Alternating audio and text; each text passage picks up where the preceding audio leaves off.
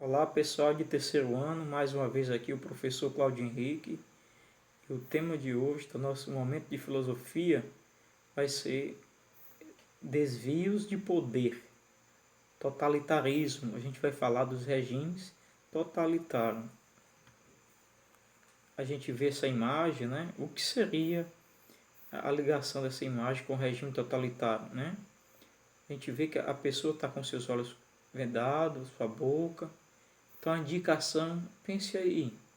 A indicação é essa mesmo que você está pensando, que diante de um regime totalitário, as pessoas elas não podem ver e falar, né? Elas têm que ver e ficar calado, vendar os seus olhos, evitar ver e comentar, porque a democracia ela é abalada diante de um regime totalitário ou excluída, né? O totalitarismo ele vem abolir, né, a democracia. O que seriam os regimes totalitários, né? São aqueles em que apenas um grupo assume o poder, né, e domina as esferas políticas, econômica e social da nação com extrema rigidez.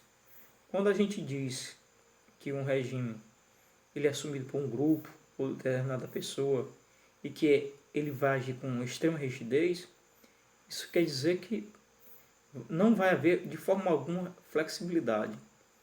A extrema rigidez diz tudo, né? Vai usar o extremo. Os regimes totalitários, né?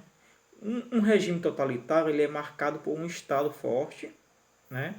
Absoluto e que domina todos os setores da sociedade. São características de um regime totalitário. Eles têm partido único, né? Conduzido por um único líder, autoritário, né? Esse líder. A sua ideologia oficial, a existência de uma ideologia de Estado que deve ser seguida por todos os cidadãos, Estado policial, controle da sociedade, por órgão de repressão política, a polícia, exército, etc. A eliminação da oposição censura, ou seja, não tem o direito, os meios de comunicações de divulgar os trabalhos de um jornalísticos sem que o governo possa intervir, né? Intimidação, ou seja, o terror, físico e psicológico.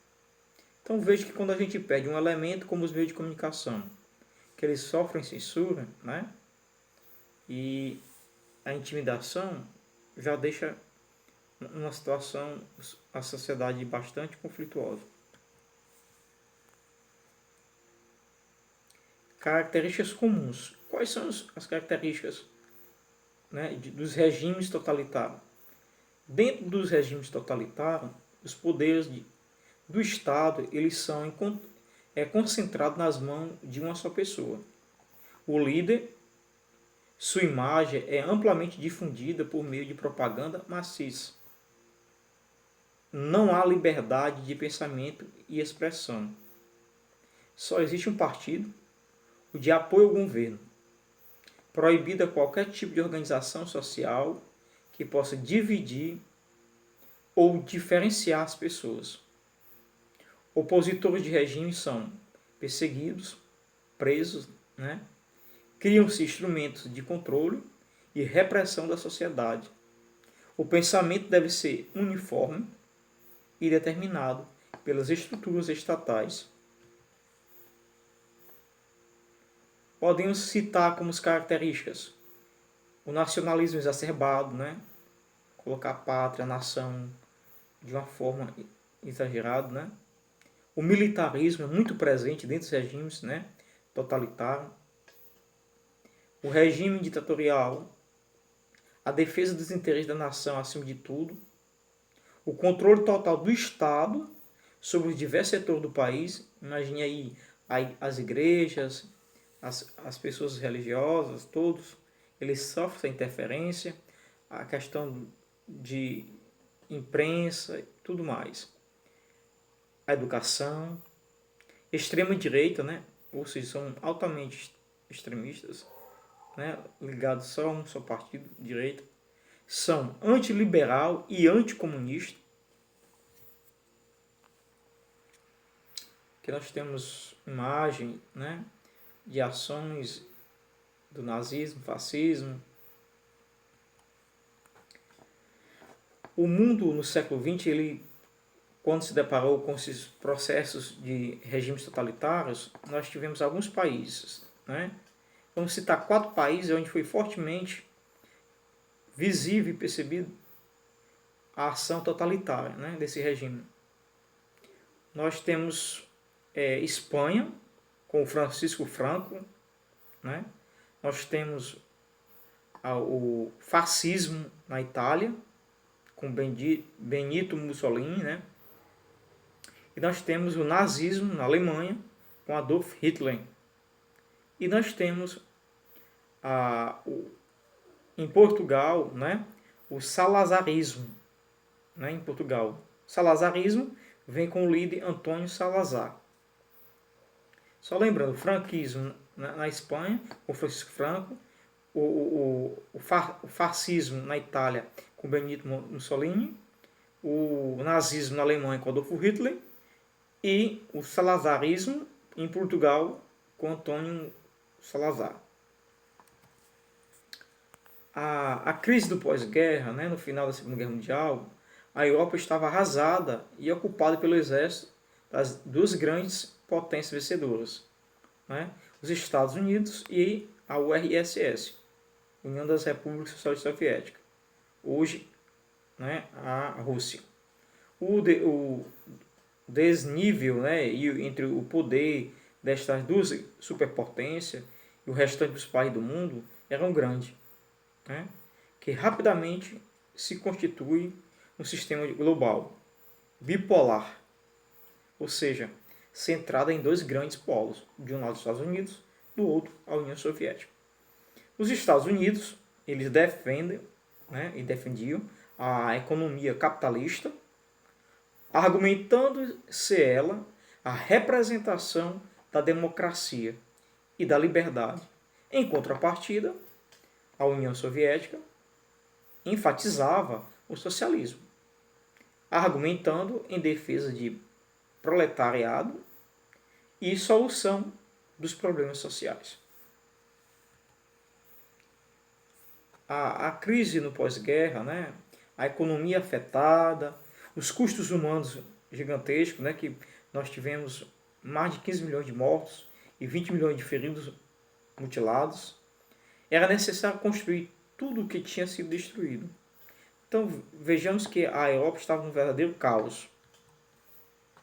Na Inglaterra e França, o processo de recuperação contava com empréstimos concedidos principalmente pelos Estados Unidos, que tiveram lucros gigantescos com os conflitos. A Alemanha, após a Primeira Guerra Mundial, ela enfrentava enormes dificuldades para reconstruir o país, deviam pagar indenização às nações vencedoras. Os Estados Unidos começaram a investir grandes somas de dinheiro à Alemanha, né? Só assim os alemães poderiam pagar dívidas de guerra aos países vencedores. A democracia em crise, os efeitos da guerra deixaram muitos europeus desiludidos com a sociedade democrática, ou seja, diante da guerra, primeira e segunda, o povo europeu passou a desacreditar, né? Ou seja, passou a não ver com bons olhos a democracia. E aí isso se torna viável para que um líder possa surgir com a nova ideia política, né? Colocavam em dúvida sua capacidade de resolver os problemas que se apresentavam. Surgiu alguns movimentos, daí para você entender como é que surgem esses regimes totalitários. Diante da crise, vai surgir alguns movimentos que propunham a substituição do regime democrático por um Estado forte que organizasse a economia e restaurasse a ordem. Esses movimentos eles eram anticomunistas e antissocialistas. O fascismo, né? Crise econômica, desemprego, inflação. Nessa condição, Benito Mussolini, né? O denominado fácil de combatimento, conquistou adeptos em toda a Itália. Lembrando que o fascismo na Itália, né? Formaram grupos armados, uniformizados, com camisas negras, a marcha sobre Roma. E em 1828, o governo fascista já configurava como uma ditadura liderada por Mussolini. Aqui nós temos imagem, né, desse momento da marcha sobre Roma. A direita, a esquerda. Para as pessoas, mais importante do que as liberdades individuais é uma ação coletiva sobre o comando de um líder energético capaz de tirar a nação da crise. Eram movimentos autoritários, pois acreditava mais na autoridade e no poder do líder do que na liberdade de escolha dos cidadãos. Tinha um caráter nacionalista, pois colocava acima de tudo os interesses da nação. Aqui nós temos imagem do Mussolini, né? Tinham algumas características em comum.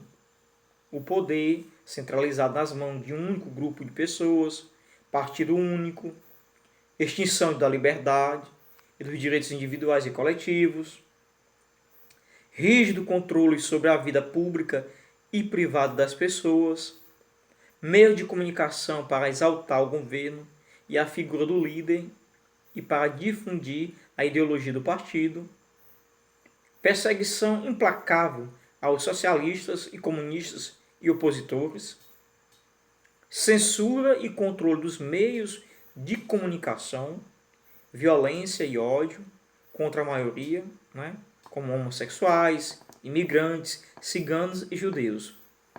A gente retrata muito aqui, no caso, essa perseguição a esses elementos da sociedade, né, que se sentiram excluídos, né? Os homossexuais, imigrantes, ciganos, judeus. Tanto o nazismo como o fascismo tinham suas práticas, mas o nazismo muito mais forte, né? Na Alemanha. Aqui nós temos imagem na Europa desses momentos de apresentações cívicos, né? O fascismo italiano. Causas: insatisfação com o resultado da Primeira Guerra Mundial. O que levou o fascismo italiano? A grande satisfação com a Primeira Guerra Mundial.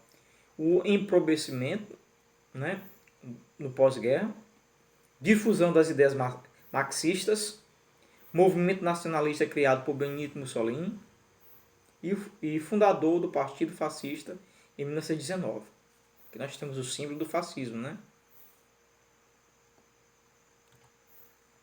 Os fascistas, eles pregavam a união dos trabalhadores com os capitalistas sobre a liderança do Estado. O objetivo: transformar a Itália numa potência industrial e militar.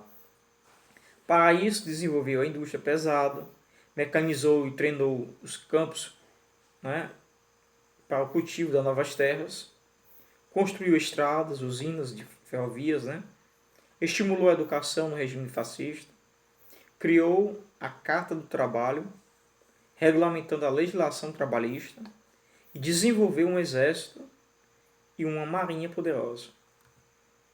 A Itália sobre o fascismo. Na Itália havia um grande sentimento da insatisfação, pois mesmo sendo vencedora, a Itália não foi recompensada com a partilha dos territórios alemães. As pessoas questionavam a validade da guerra diante da morte de 600 mil italianos. A crise econômica assolava o país, desemprego e inflação.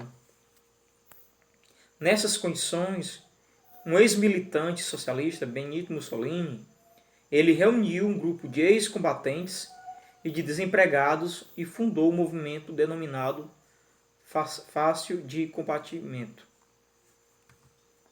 O nome do grupo derivava de um símbolo do poder do Império Romano, um feixe de varas, fácil, que sustentava um machado, né? Com ele, Mussolini, ele queria mostrar a necessidade de recuperar a grandeza da antiga Roma. Por isso, o movimento ficou conhecido como fascismo. Mussolini ia conquistando adeptos em toda a Itália, organizavam grupos armados, uniformizados, com camisas negras. Foi formado o Partido Nacional Fascista, sob o comando de Mussolini, e em 1921 ocorreu a marcha sobre Roma. E diante da situação, o rei da Itália, Vítor Emanuel III, convidou Mussolini a ocupar o cargo de primeiro-ministro. E em 1928, o governo fascista já se configurava como uma ditadura liderada por Mussolini. E nós temos aqui a imagem de Benito Mussolini, né? Sempre sério, sempre jovem, sempre trabalhando. A ascensão do nazismo na Alemanha, saindo um pouco da Itália, né, no fascismo, levando para o nazismo na Alemanha. Antecedentes. Os social-democratas alemães, eles derrubaram a monarquia e proclamaram a República de Weimar. Né? O Tratado de Versalhes, que humilhou os alemães, provocando miséria e descontentamento. A crise de 1929 agravou a situação, pois a Alemanha dependia de créditos norte-americanos para saltar seus compromissos internacionais. A população empobrecida foi atraída para o Partido Nacional Socialista de Hitler. O nazismo ele era semelhante ao fascismo. Acreditava no Estado autoritário, dirigido por um chefe, predestinado para guiar a nação. Hitler incorporou o nazismo, um elemento novo, a ideia de raça. Isso aqui nós não tínhamos na Itália, mas aqui é forte dentro da Alemanha, com o nazismo. A raça germânica era superior às demais, predestinada a dominar o mundo. Outra ideia era o espaço vital. As nações que não se expandiam ficavam decadentes. Os nazistas queriam recuperar os territórios perdidos em 1919, ocupar as planícies russas. A eliminação e o extremismo das raças inferiores, entre elas russos, eslavos, judeus e ciganos, eram perfeitamente justificados pelo nazismo. Escalada do nazismo. Em 1932, o Marechal Hindenburg foi eleito presidente. Hitler negociou e conseguiu ser indicado chanceler. Em 1933, fevereiro, inserido no parlamento, Hitler inicia perseguição aos esquerdistas, ocupando-os em março suspensão dos deputados da oposição. O parlamento dá plenos poderes a Hitler. Aos poucos, ele acaba com todos os partidos políticos. E em 1934, morre Hindenburg. Hitler assume poderes ilimitados. Recebe o título de líder. As tropas juram obediência à fidelidade a ele. A ditadura de Hitler. A propaganda e a Gestapo controlavam todos os aspectos da vida da Alemanha. Perseguição a intelectuais, judeus e opositores do regime. Livros considerados perigosos foram queimados em praça pública. Criados campos de concentração para inimigos do regime. Os sindicatos foram proibidos. Criou-se a Frente do Trabalho, que reunia patrões e trabalhadores. A economia era dirigida planificada pelo Estado. A construção de obras públicas diminuiu e o desemprego. A educação passou a ser tarefa do Estado. As crianças eram criadas fora de casa e aprendiam as teorias nazistas e superioridade racial germânica.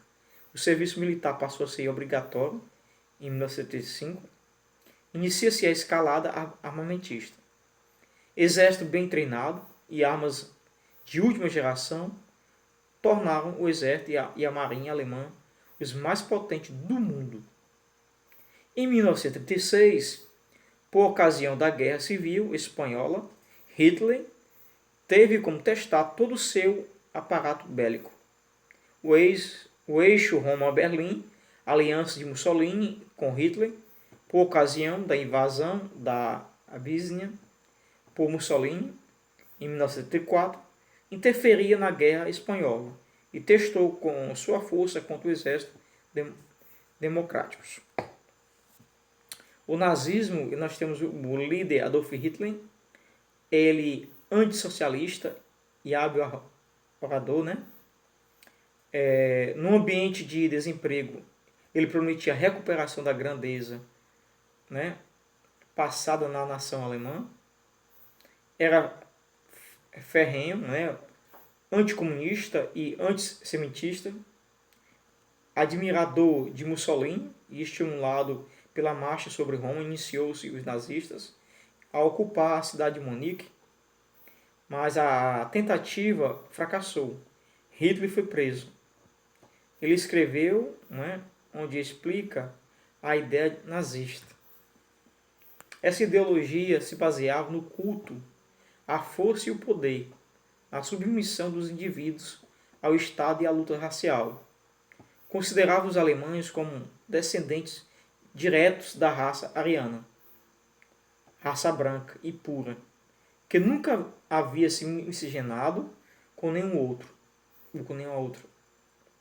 Os judeus seriam culpados por quase todos os males do mundo.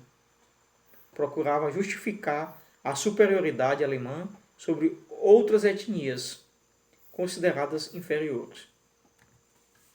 O símbolo do nazismo era suásticas, né?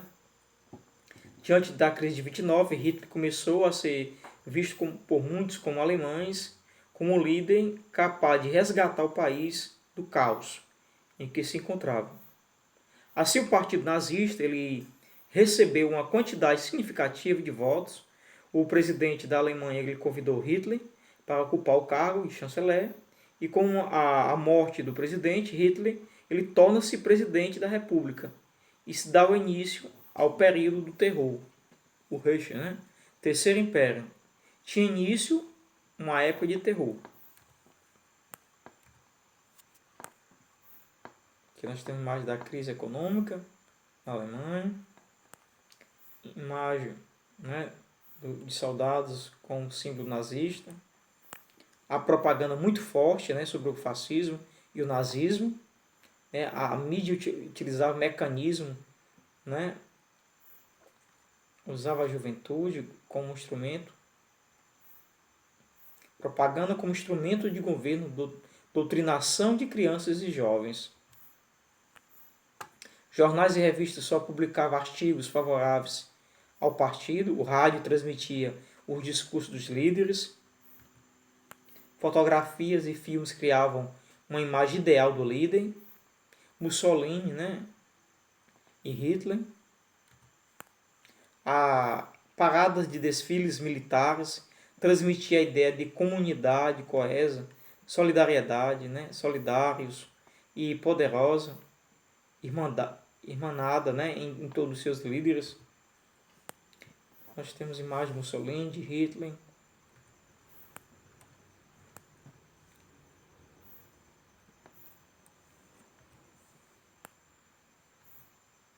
Pronto, a gente finaliza aqui.